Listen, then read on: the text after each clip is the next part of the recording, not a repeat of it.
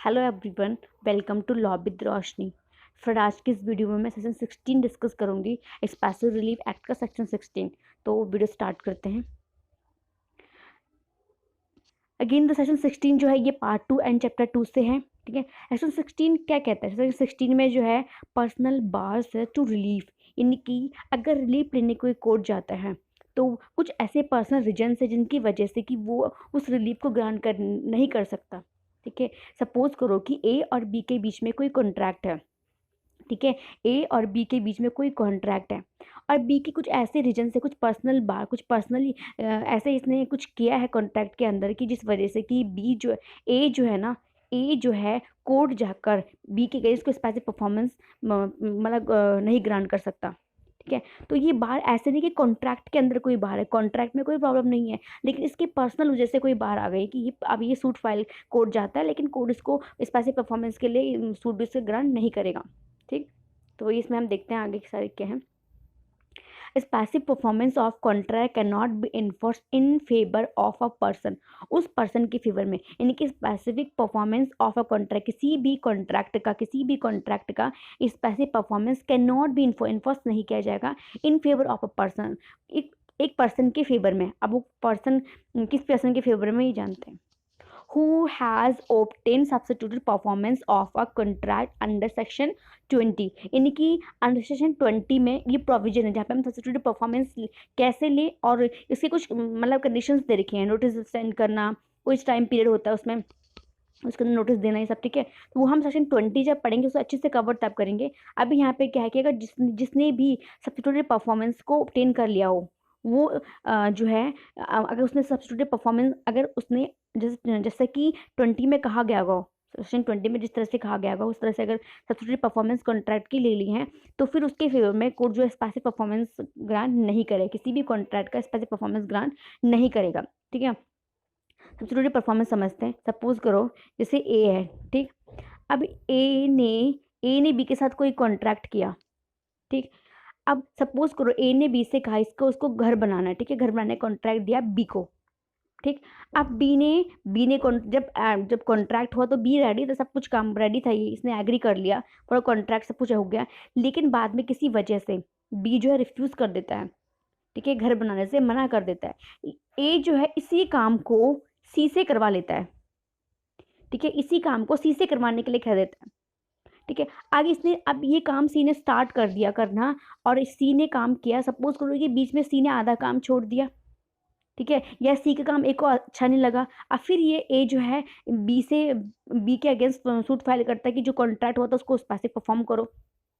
ठीक है, उसकी परफॉर्मेंस के लिए इसे सूट कोर्ट में जाकर सूट करता है। तो अगर ए ने यहाँ पे बी को बिना नोटिस दिए, बी को एक इसमें नोटिस देना होता है, बी को बिना नोटिस दिए, बी को बिना इन्फॉर्म किए ही सी से कॉन्ट्रैक्ट करवा लिया पहले, अब ये कहे कि बी को ही कंपेल करे कि नहीं बी करेगा, तो ऐसा नहीं कर सकता।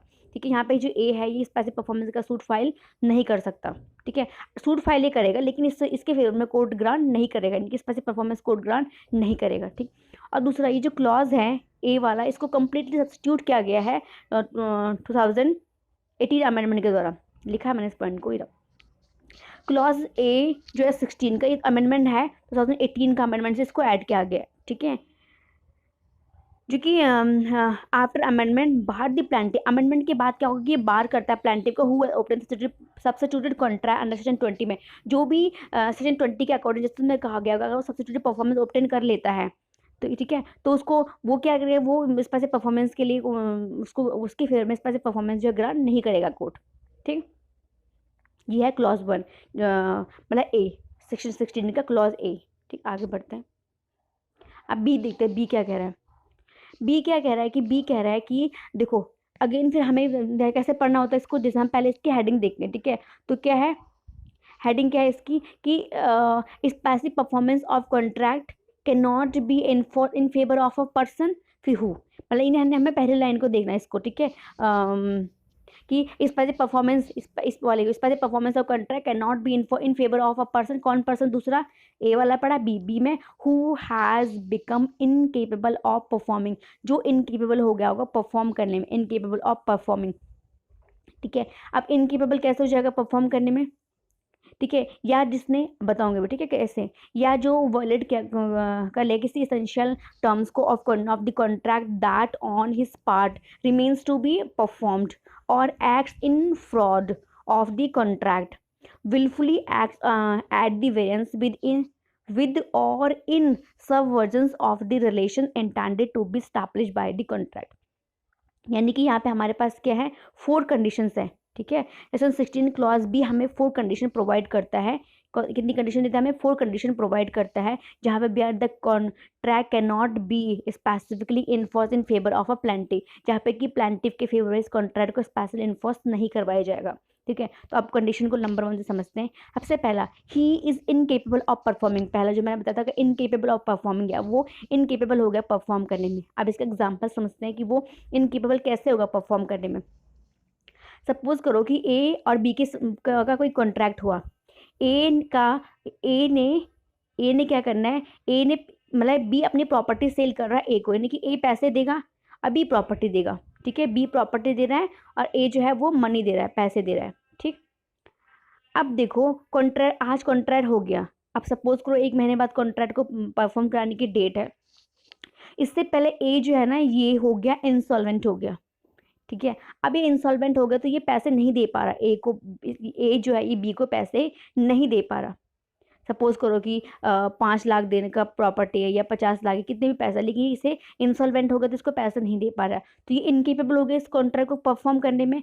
अब यहाँ पे ए इनकेपेबल हो गया, ए ही कोर्ट जाके ये सूट फाइल करता है कि बी के अगेंस्ट सूट फाइल करता है कि इसे परफॉर्म कराओ, इस कॉन्ट्रैक्ट का स्पेसिफिक परफॉर्मेंस करो। तो ए के फेवर में ए ऐसा नहीं कर सकता, ए के फेवर में ये इस वजह से परफॉर्मेंस को ग्रांट नहीं करेगा, क्योंकि यहाँ पे क्या है, ए का अपने पर्सनल रीजन से बाहर कर रहा है, ए खुद उसको परफॉर्म नहीं कर रहा है। ए का जो कॉन्ट्रैक्ट ए के बी के बीच में जो कॉन्ट्रैक्ट हुआ है, ए अपने पार्ट को परफॉर्म करने में तो नहीं वाला, अपने पार्ट को परफॉर्म नहीं कर पा रहा और ये बी को कंपेल करेगा, तो ये ऐसा नहीं कर सकता, ठीक है। अब जहाँ पे इनकेपेबिलिटी है, इसकी इनकेपेबिलिटी वेदर दी लीगल हो या फिजिकल हो, मेंटल हो, ठीक है, परफॉर्म हिज पार्ट, किसी तरह से भी, जिस तरह से कि अपने पार्ट को परफॉर्म करना में अनेबल है, अपने पार्ट को परफॉर्म नहीं कर पा रहा, तो यहाँ पे इसके फेवर में स्पेसिफिक परफॉर्मेंस को ग्रांट नहीं करेगा, ठीक। सेकंड देखते हैं, जहाँ पे है कि वॉयलेट्स एन एसेंशियल टर्म और मटेरियल टर्म, कॉन्ट्रैक्ट के एसेंशियल टर्म को या मटेरियल टर्म को वॉयलेट किया है। देखो कॉन्ट्रैक्ट हुआ पार्टीज के बीच में, और कॉन्ट्रैक्ट होने से पहले क्या हुआ, जब कॉन्ट्रैक्ट हुआ, ठीक है, यहाँ पे एसेंशियल या मटेरियल टर्म को देखते हैं।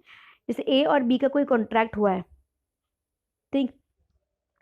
अब यहाँ पे क्या हुआ कि इसने क्या किया कि ए ने जब कॉन्ट्रैक्ट किया, ये साबित पीछे वाला, ठीक है, ये लेते हैं, ये पैसे देगा और ये अपनी प्रॉपर्टी देगा, ठीक है। अब ए ने बोला बी से कि तुम इसमें स्विमिंग पूल भी कंस्ट्रक्ट कराओगे या कुछ और कंडीशन भी रखवा दी कराने की, लेकिन बी ने ऐसा नहीं किया। जब बी ने घर बनाना है तो बी जो है बी को बोला गया कि इसमें हम घर लेने से पहले कि इसमें तुम एक स्विमिंग पूल बना देना, एक कुछ और कोई 2-4 चीज़ें, अच्छा इसने मटेरियल जो इसको पसंद था वो इसने मटेरियल बोल दिया, इसने यूज़ करने के लिए कॉन्ट्रैक्ट हो गया, एग्री, दोनों एग्री हो गए। लेकिन जब परफॉर्मेंस कराना है तो बी ने ऐसा कुछ भी नहीं किया, ठीक है। अब ए पैसे देने को रेडी है, ठीक है, यहाँ पे ए पैसे देने को रेडी है, लेकिन जब बी ने कॉन्ट्रैक्ट के जो टर्म एंड कंडीशन थी वो वॉयलेट कर रहा है, उनको परफॉर्म नहीं कर रहा है, ठीक है, वो वॉयलेट कर रहा है, तो यहाँ पे जो बी है ना, ये अगर कोर्ट जाके कहेगा कि भैया इसे पैसे लेने के, मतलब कोर्ट जाता है इस पैसे परफॉर्मेंस के लिए सूट फाइल करता है, तो बी के फेवर में ऐसा जो इस पैसे परफॉर्मेंस कोर्ट ग्रांट नहीं करेगा, क्योंकि यहाँ पे बी क्या है, बी जो कंडीशन थी कॉन्ट्रैक्ट की उनको फुलफिल नहीं कर रहा है, ठीक, तो ये वॉयलेट कर रहा है एसेंशियल टर्म्स ऑफ कॉन्ट्रैक्ट का। Fraudulent act done in course of contract. अब फ्रॉडुलेंट एक्ट, या तो पार्टी कुछ फ्रॉड कर रही है, देखो पार्टी कुछ फ्रॉड कर रही है, इसको समझते हैं थर्ड वाले को, ठीक है, फ्रॉडुलेंट वाले को। देखो ए जो है अपनी प्रॉपर्टी फॉर लाइफ बी को देता है, उसके बाद सी के पास जाएगी प्रॉपर्टी, ठीक है। अब बी को ए ने फॉर लाइफ दे दी है प्रॉपर्टी, ये लाइफ तक प्रॉपर्टी में एंजॉय करे, उसके बाद प्रॉपर्टी बी की ए की, मतलब अभी ए भी है और बी इसमें प्रॉपर्टी में रह रहा है, सपोज करो, ठीक है। और अगर बी की डेथ के बाद फिर प्रॉपर्टी मतलब एब्सोल्यूट इंटरेस्ट सी का हो जाएगा, अभी बी को सिर्फ रहने का राइट है, पोजीशन का राइट है, एब्सोल्यूट राइट इंटरेस्ट जो है बी के फेवर में नहीं है इस प्रॉपर्टी का। तो यहाँ पे बी क्या करता है कि बी जो है इस प्रॉपर्टी को किसी तरह से कोई फ्रॉड करके अपने फेवर में कर लेता है, यानी कि एब्सोल्यूट इंटरेस्ट अपने फेवर में कर लेता है, ठीक है। अब क्या होगा कि ए जो है ना इसको प्रॉपर्टी देने से ही मना कर देता है कि अब ये बी को प्रॉपर्टी देगा ही नहीं क्योंकि इसने फ्रॉड किया। और यहाँ पे बी क्या करता है, कोर्ट जाके स्पेसिफिक परफॉर्मेंस जो इनके बीच में कॉन्ट्रैक्ट हुआ उसको स्पेसिफिक परफॉर्मेंस कराने की बात करता है। तो यहाँ पे जो बी हो गया ये बी क्योंकि इसने फ्रॉड किया है, ठीक है, तो ये यहाँ पे स्पेसिफिक परफॉर्मेंस के लिए उसका सूट ग्रांट मतलब स्पेसिफिक परफॉर्मेंस को रिलीफ उसे ग्रांट नहीं करेगा। कोर्ट इसकी फेवर में ऐसा कोई भी स्पेसिफिक रिलीफ जो है ग्रांट नहीं करेगा। ठीक, ये वो है 3 वाला। अब 4 देखते हैं, willful acts at variance with or in the subversion of contractual relations intended to be established by the contract। जो कि विलफुली कोई ऐसे वेरिएंसेस कर रहा है या कुछ सबवर्जन कर रहा है, जैसे कि कॉन्ट्रैक्चुअल रिलेशन क्या होने की मतलब अब इनके कोई ऐसा एक्ट कर दिया विलफुल इसकी वजह से कि इनके जो रिलेशन है कॉन्ट्रैक्चुअल रिलेशन में क्या हो गया, कुछ वेरिएंसेस आ गए हैं, ठीक है, सबवर्जन कर दिया गया है।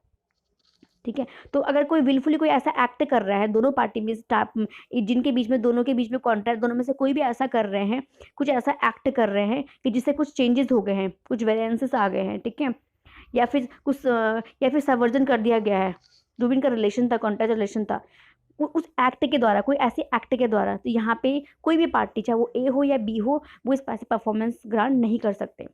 ठीक है, ये इसकी चारों कंडीशन थी बी के। अब देखो सेक्शन 14 में हमने क्या पढ़ा था, सेक्शन 14 भी तो इस पैसे परफॉर्मेंस की बात करता है ना कि किसके फेवर में नहीं होगा। सेक्शन 14 में जो बात है वो कॉन्ट्रैक्ट की है, यानी कि कॉन्ट्रैक्ट जो है ना हमारा, कॉन्ट्रैक्ट नॉट स्पेसिफिक इन्फोर्सेबल, वहाँ पे कॉन्ट्रैक्ट को मतलब कॉन्ट्रैक्ट जो उसको स्पेसिफिक इन्फोर्स नहीं करा सकता, लेकिन यहाँ पे सेक्शन 16 जो है वो कॉन्ट्रैक्ट में कोई प्रॉब्लम नहीं है, लेकिन कॉन्ट्रैक्ट होने के बाद पार्टीज के अपने पार्टी खुद ऐसा कोई काम कर रही है, ठीक है, कॉन्ट्रैक्ट में कोई प्रॉब्लम नहीं है, कॉन्ट्रैक्ट बिल्कुल दोनों के बीच में सही है, लेकिन कॉन्ट्रैक्ट को फिर बाद में फुलफिल नहीं कराया जा रहा है। ठीक है, सबसे थोड़ी परफॉर्मेंस ले ली या फिर इनकेपेबिलिटी आ गई, पार्टी खुद उसको परफॉर्म नहीं कर पा रही, तो ये दोनों का अंतर है कि सेक्शन 16 में पूरा कॉन्ट्रैक्ट जो है वही उसी का वही स्पेसिफिक परफॉर्मेंस नहीं होगा, लेकिन सेक्शन 16 में क्या है कि यहाँ पे किसी एक पार्टी की पर्सनल रीजन से स्पेसिफिक परफॉर्मेंस ग्रांट नहीं होगा। ठीक, आगे बढ़ते हैं। अब इसका क्लॉज सी देखते हैं।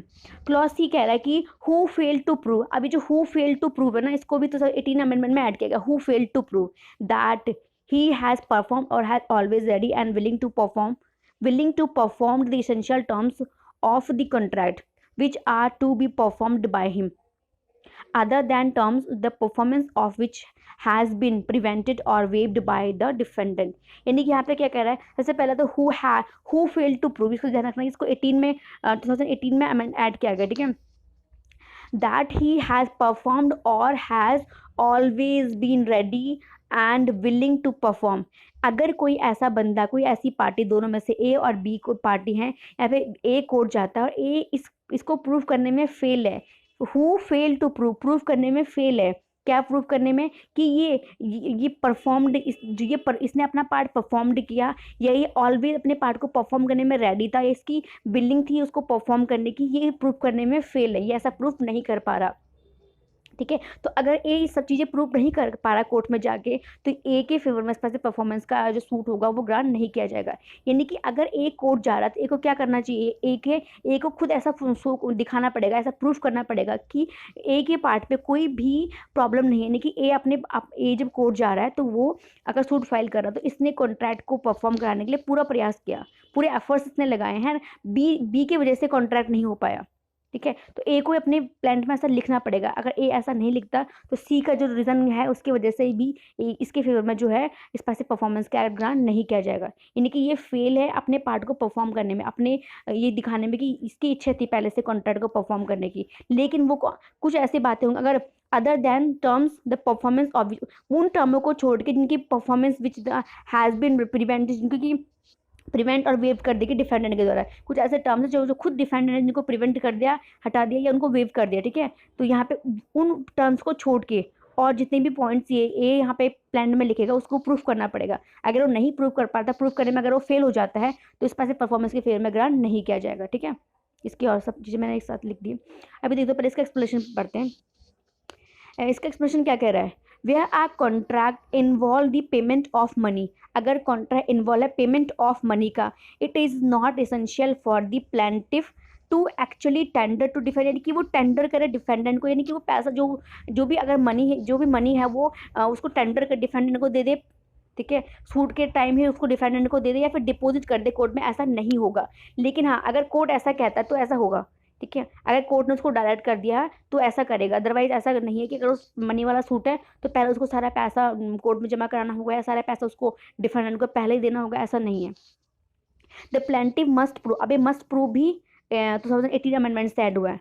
The plaintiff must prove performance of और readiness and willingness to perform the contract according to its true construction, यानी यहाँ पे सिर्फ प्लेंटिव को ही अपनी रेडीनेस विलिंगनेस को प्रूफ करना होगा, जो भी उनके बीच में एकदम जो भी उनके बीच में पहले कॉन्ट्रैक्ट हुआ था उसको प्रूफ करना होगा प्लेंटिव को, ठीक है, तो उसको प्रूफ करना होगा, यानी कि जो यहाँ पे बर्डन होगा, प्रूफ करने का जो बर्डन है वो प्लेंटिव के पास है। प्लेंटिव को प्रूफ कर, अगर सूट फाइल करता है उसको प्रूफ करना होगा कि वो जिस दिन से कॉन्ट्रैक्ट हुआ है उस दिन से लेके टिल एंड तक पूरा उसने एफर्ट्स किया, उसकी विलिंग थी, वो रेडी था उस कॉन्ट्रैक्ट को परफॉर्म करने में, लेकिन सेकंड पार्टी डिफेंडेंट की वजह से कॉन्ट्रैक्ट नहीं हो पाया। अगर वो प्रूफ करता है तो पैसिव ग्रांट होगा, अगर नहीं प्रूफ कर पाता तो पैसिव परफॉर्म उसके फेवर में ग्रांट नहीं किया जाएगा।